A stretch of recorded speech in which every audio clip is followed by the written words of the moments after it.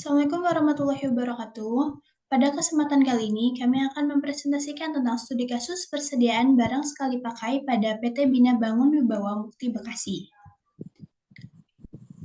Sebelumnya, perkenalkan, nama saya Nuraini dengan NIM 1121035. Lalu ada Muhammad Atorik Firdaus dengan NIM 1121030. Gilang Prasetyo Mukti dengan NIM 1121036 dan Prasasti Ramasuci dengan NIM 1121039.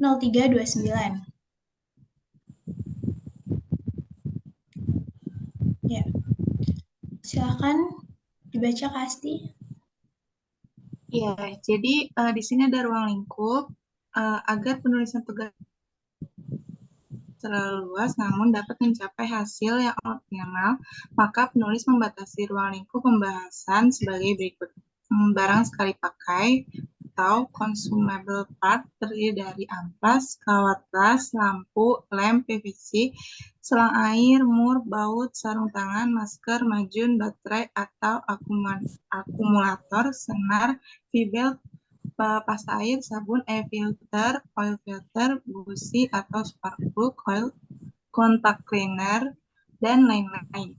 Di sini ada proses ini hanya membahas tentang seputar keluar masuknya barang pada gudang PT Bina Bangun Wibawa Mukti dan pembuatan laporan.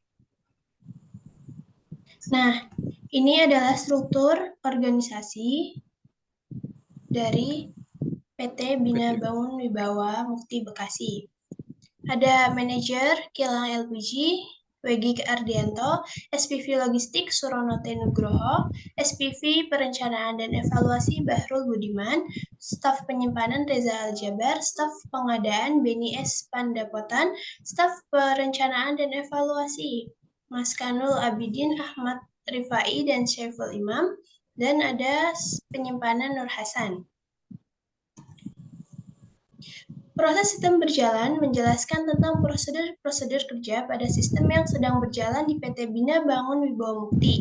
Hasil dari kegiatan ini adalah gambaran nyata dari urutan kegiatan yang dilakukan unit-unit organisasi, khususnya kegiatan yang berhubungan dengan mengolah data. Prosedur-prosedur sistem informasi pengelolaan data persediaan barang pada bagian gudang PT Bina Bangun Wibawa Mukti adalah sebagai berikut.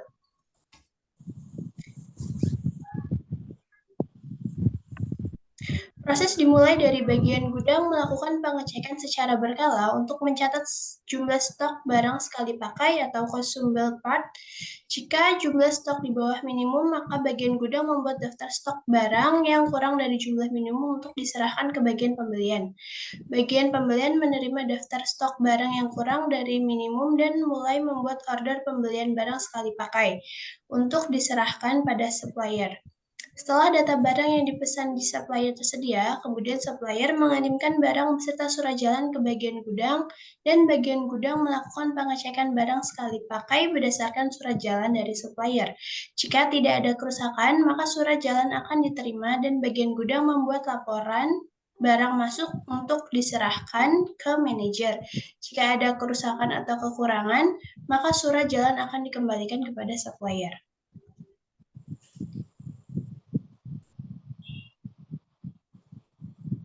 Silakan Kak Tori. Oh iya, jadi di sini ada gambar-gambar untuk yang tadi ya. Di sini ada use case diagram, halaman admin. Lalu ada use case diagram, halaman pembelian, dan juga ada use case diagram, halaman bagian. Oke, dan yang terakhir di sini ada use case diagram halaman manager. Gambar berikutnya.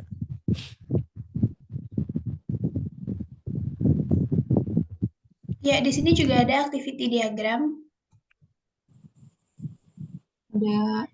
Ada dokumen masukan juga. Terus ada dokumen keluaran juga.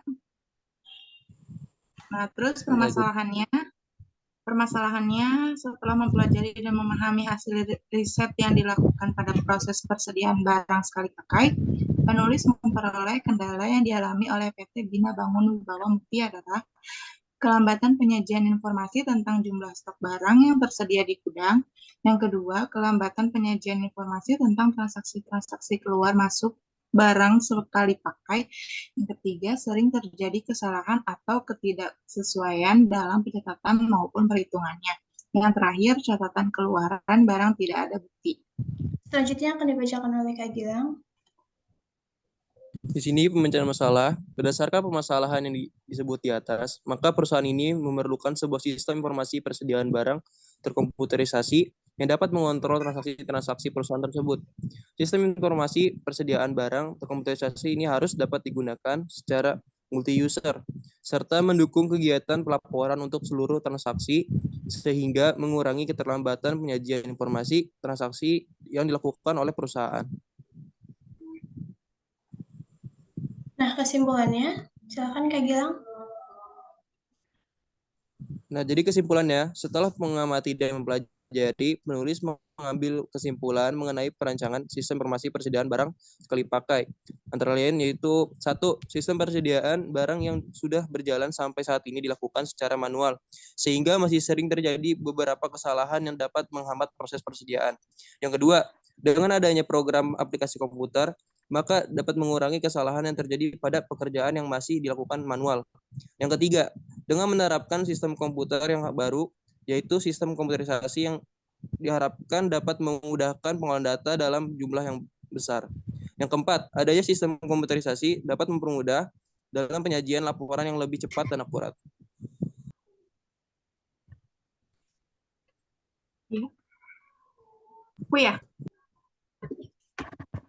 Ya, sarannya untuk memudahkan kegiatan persediaan, penulis mencoba memberikan saran yang dapat membantu kelancaran perancangan sistem persediaan antara lain. Yang pertama itu diperlukan adanya perancangan sistem persediaan yang lebih baik lagi terhadap sistem yang telah dibuat, sehingga sistem dapat dipergunakan sesuai dengan kebutuhannya. Yang kedua, diadakannya pelatihan khusus terhadap pengguna sistem atau aplikasi program persediaan barang, sehingga pengguna dapat mengenal dengan baik sistem program informasi ini. Nah, ini ada beberapa daftar pustaka.